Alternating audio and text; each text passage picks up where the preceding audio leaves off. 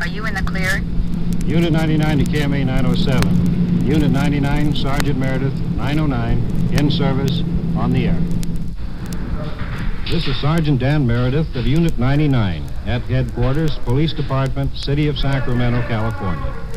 My detail is to ride in Unit 99, our tape recorder-equipped radio car, and to respond whenever the dispatcher transmits a signal to one of our other units on duty somewhere in the city. At the scene, we make the recordings for this program.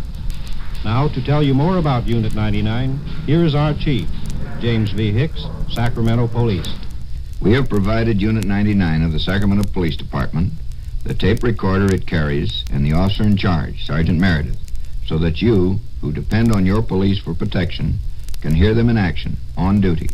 And what you hear on this radio program is real. No question about it. The suspects are real. The victims are real. Bear this in mind as you hear these cases. Now to Unit 99 and Sergeant Dan Meredith on duty. Unit 99.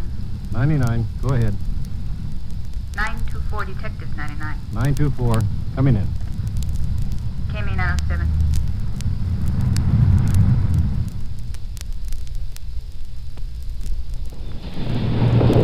The Detective Bureau is down here at the end of the hall. Let's go in. Hi, Dan. What's doing? Hi, Sosky. I just got a 924 to come up here to the Detective Bureau. Understand you and Mahanovich might have something. What is it? Yeah, I think it was on the 4th, Saturday, or the 5th of April, we received a call from the victim stating to the effect that she had received a threatening letter. You have that letter that was written? Yeah. The letter states, "Have you got fire insurance?" I asked one of the kitchen help for a sandwich, and he ignored me. That little item will cost you $315 in 5 and 10s. A little kerosene or gasoline spread around the back door with paper and soaked rags should demolish that little lunchroom. Of course, you can avoid all this needless loss and confusion by getting this money and putting it in a small paper bag, and simply place the bag with the money in it on the floor of the public phone booth, adjacent to your place of business. I will look for it at 8 a.m.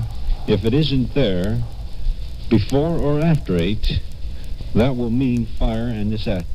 If you aren't foolish, you will complete this transaction, let's say Tuesday, April 9, 1957. After receiving this letter and talking with the victim, what did you proceed to do?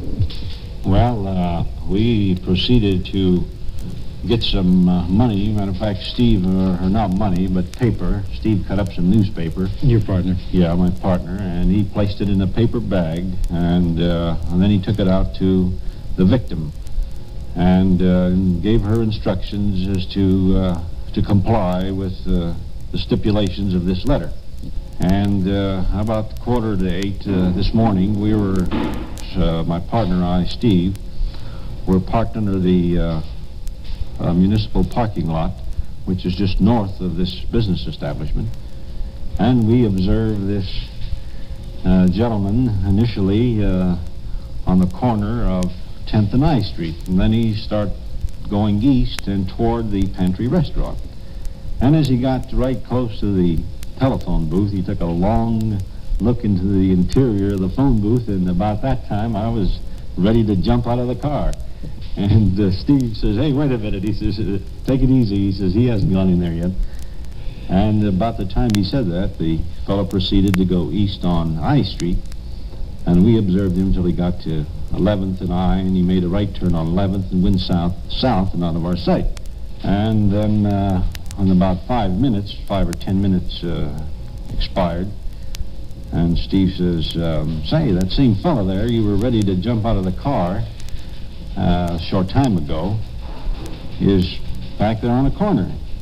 And sure enough, he came up slowly, and about the time he got to the telephone booth again, why, he opened the door suddenly and snatched the paper bag, and he started walking in a normal fashion, I would say. Wouldn't you, Steve? Yes, it wasn't too rapid, no. Yeah, he started walking in the southwesterly direction through the Standard Station parking lot that's directly on the corner there of 10th and I Street. And in the meantime, he put the paper bag in his left side pocket of his jacket. And then about that time, we were out to the car and up on him, and he looked around and says, what was that comment he made, Steve? Where'd you guys come from? This was the first comment he made. Yeah. Did he offer any resistance? No, he didn't at all. He was very cooperative up to this point. We intend to take and interrogate him as to some of the aspects of this, and Where is he now? he's on the 3rd floor. We're just in the process of booking him for extortion. Sir, do you understand in connection with this matter your constitutional rights? Oh, yes.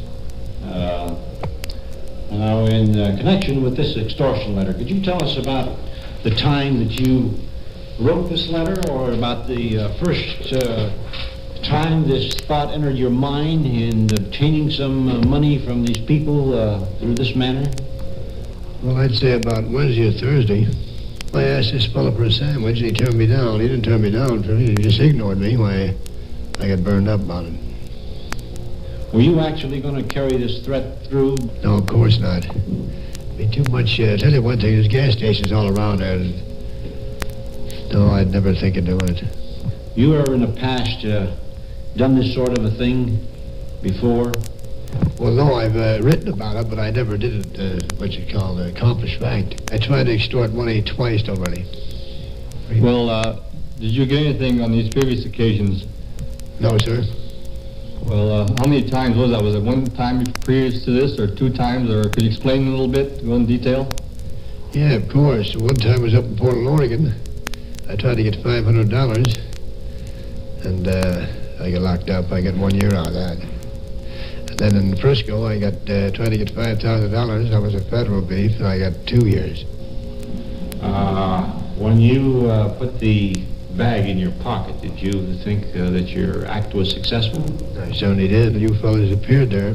Were you concerned about whether or not the party that you wrote the letter to, whether or not they would notify the police? Well, of course, but that's just something you got to take, you know. But I looked all around. I didn't see anybody, so I figured I'm nothing to it. Matter of fact, when I walked through that Standard Station, I thought I was in. You know, it seems kind of strange to me as to why you would pick the telephone booth to have the person place the money in. Well, I'll tell you, that's quite simple. I figured that the hour is 8 o'clock, and I figured there wouldn't be nobody messing around calling up. And I'd passed that phone booth, that particular place, quite a number of times. It was always vacant. Matter of fact, I tried to tap the slot a few times. There was a stray dime in there, and there was nothing in there.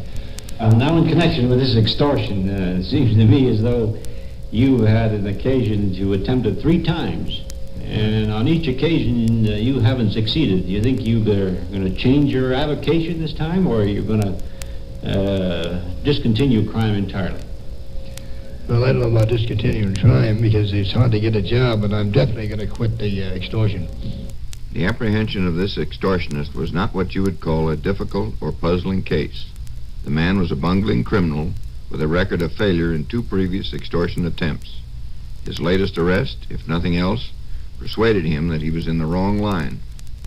And while he is not convinced that crime does not pay, he, very definitely, is giving up extortion. Unit 4.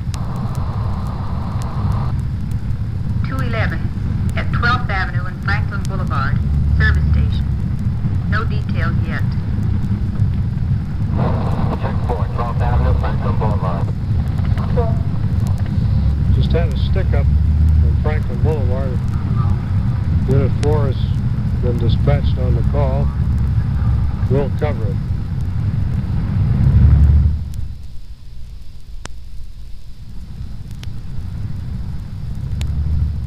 Came in on 7 to Unit 4. Further information on 211 at 12th and Franklin.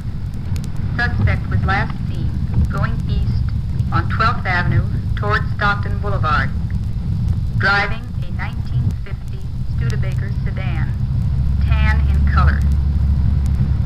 was M.W.A. with thick curly red hair, a tan overcoat.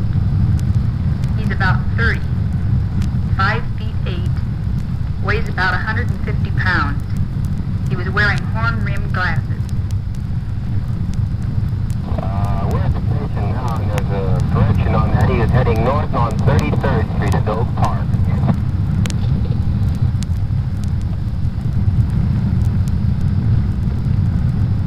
Check 4. K-Man on 7 to all units. Information on 211 at 12th and Franklin. Culprit was last seen going north on 33rd Street to Oak Park.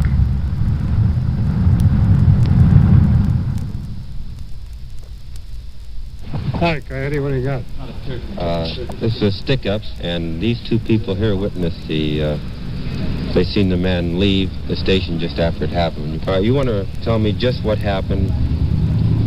Well, as we were approaching the intersection here at 12th Avenue and Franklin Boulevard, we spotted this man running out of the service station to his car over here that was, the door on the driver's side was open and the lights were on. Attracted our attention to him, and he took off down 12th Avenue right behind our car and passed us at such a high rate of speed and down 33rd towards Oak Park that it made us suspicious.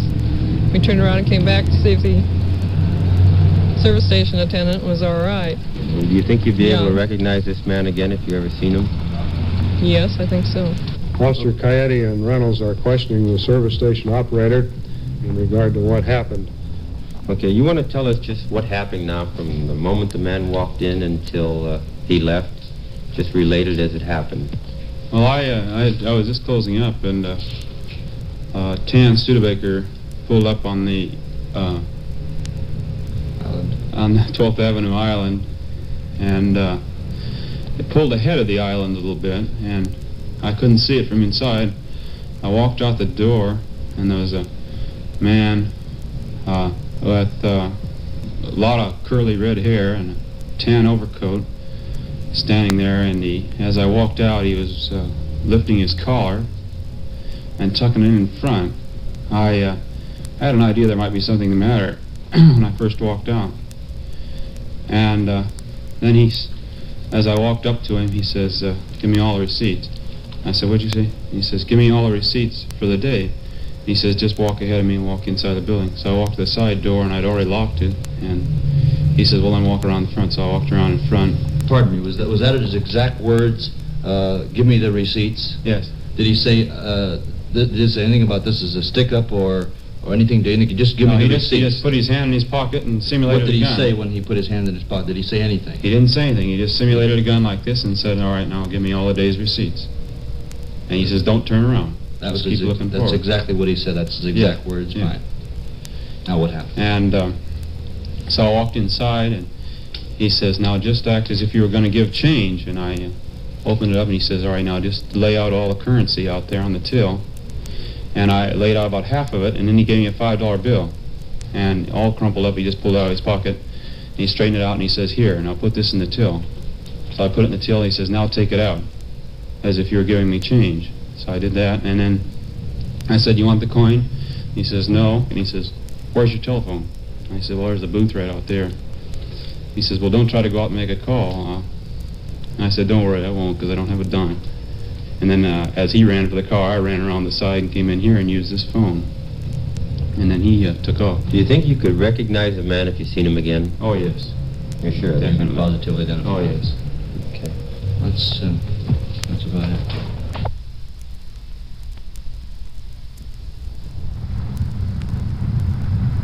Unit 4, Units 268, 284, 940 at 35th and 4th Avenue.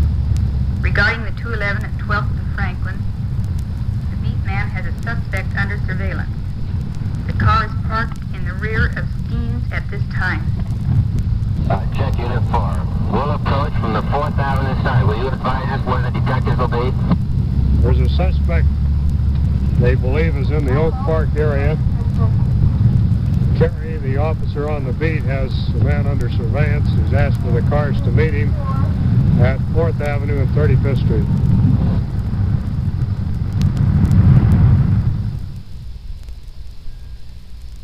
Unit 4 has come in from the back of the bar. One of the officers is running around the back. Two of the officers are standing in front. Let's get out and see what it is.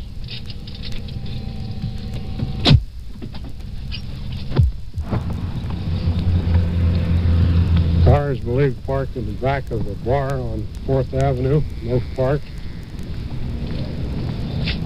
The detective's office, Detective Oates, has a man in custody,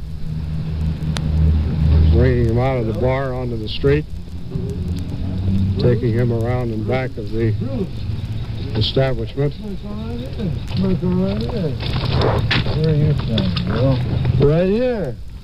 I had some trouble with my wife tonight, and that's why I got all the clothes in my car. I was just talking to my friend in there. How long have you been in there? Oh, I don't know. Were you ever arrested before? Yes. For what? For forgery.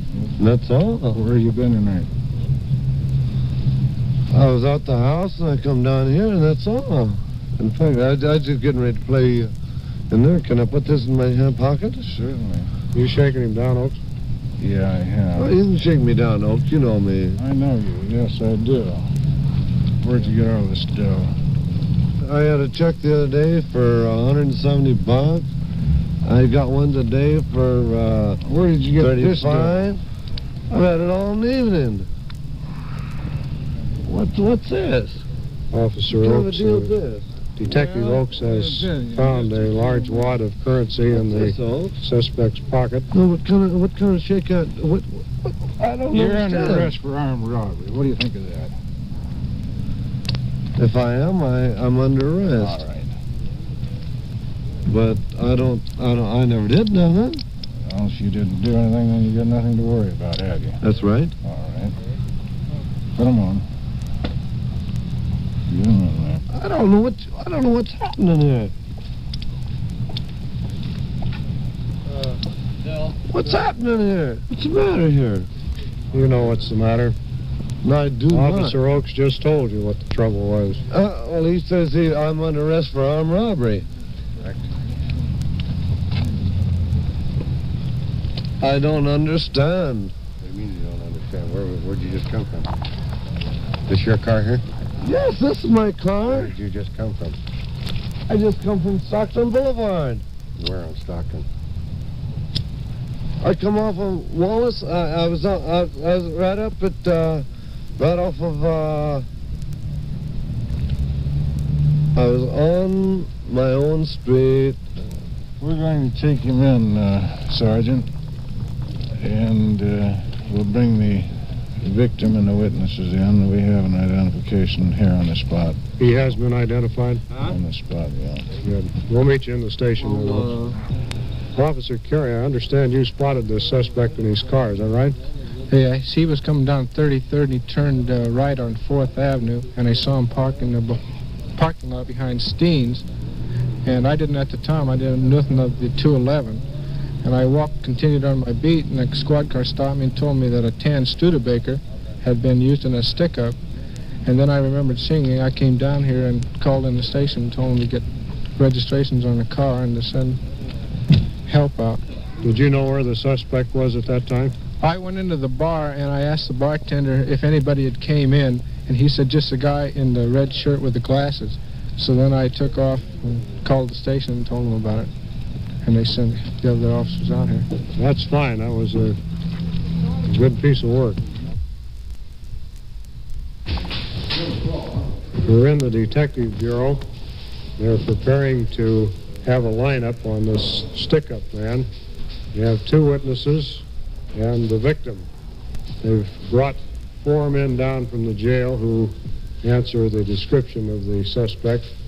They're going to put them in a cell that we have on the 2nd floor here. Then they'll have the victim and the 2 witnesses try to identify. The suspect has been placed in the cell.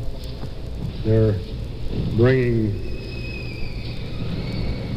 the victim out.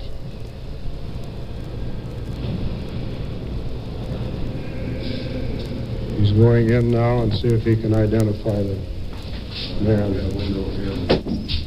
People look through, they can't see you. talk or anything while I speak up. That's him. Which one now? The one with the red shirt. One with the red shirt. What order in line is he? He's the third one from that end. Third one from the left? Yeah. Okay. Third one from the left as we face them. Yeah. About Okay. a bushy head. All right, come on in here, sit down.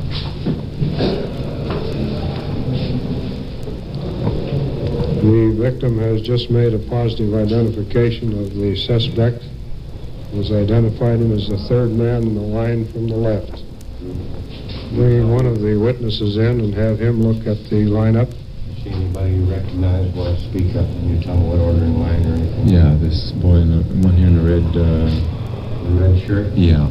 What number would he be on the left? But he'd be the third from the left. That's the guy.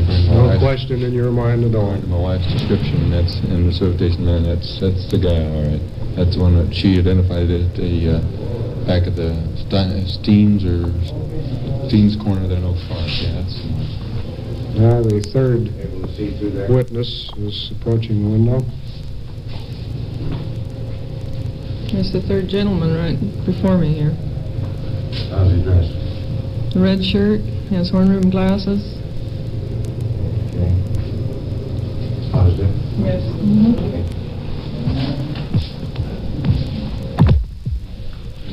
Detective Rellis has just finished the lineup. You want to tell us what happened? Well, the usual procedure, we bring 4 or 5 persons down with them, place them in the lineup. Persons of similar height and description. We place them all in the lineup, and the victims who came in one at a time to look at them picked a culprit out. Each one picked the same culprit, so apparently he's responsible for our robbery over there at 12th Avenue and Franklin Boulevard. The arrest of this hold-up suspect resulted from alertness by both citizens and police. The description of the getaway car led directly to the arrest. Although this man was picked out of a lineup by 2 witnesses and the hold-up victim, he continues to deny his guilt and is awaiting trial for armed robbery. This is Unit 99, presented in cooperation with station KFBK in Sacramento, California.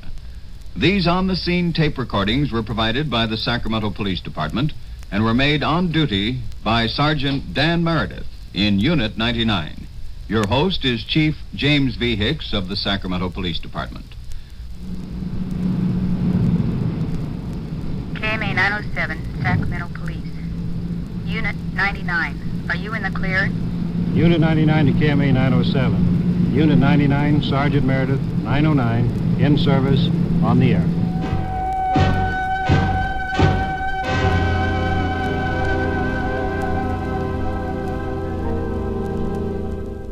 Unit 99 has come to you through the worldwide facilities of the United States Armed Forces Radio and Television Service.